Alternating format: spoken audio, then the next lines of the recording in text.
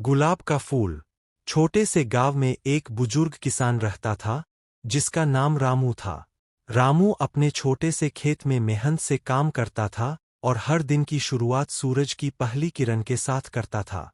उसकी सबसे खास चीज थी उसकी बगिया, जहां उसने कई तरह के फूल उगाए थे, परंतु सबसे प्रिय था उसे गुलाब का एक विशेष पौधा। रामू ने उस गुलाब के पौधे को बहुत प्यार से पाला था। हर रोज वह उसे पानी देता, उसकी देखभाल करता और उसके पास बैठकर उससे बातें करता। गुलाब के पौधे से रामू को एक खास लगाव था, क्योंकि उसकी पत्नी का नाम भी गुलाबो था, जो कुछ साल पहले उसे छोड़कर चली गई थी। गुलाब का पौधा रामू के लिए उसकी प्यारी पत्नी की यादों का खजाना था। एक दिन गांव में बहुत बड़ा तूफान आया। हवाओं ने तेजी से सब कुछ तहस-नहस कर दिया। रामू का खेत भी इस तूफान से अछूता नहीं रहा। जब तूफान थमा, रामू अपने खेत की ओर भागा। उसे अपनी बगिया की चिंता हो रही थी। वहां पहुंचकर उसने देखा कि उसकी पूरी बगिया उजड़ चुकी थी।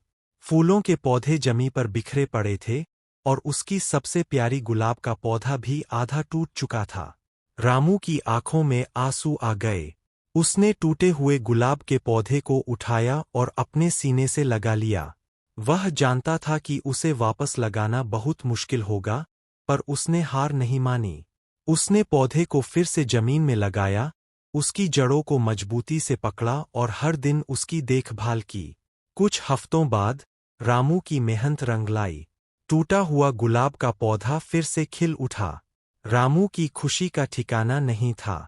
उसने समझ लिया था कि जीवन में कितनी भी मुसीबतें आएं, सच्चा प्यार और मेहनत उन्हें हरा सकते हैं।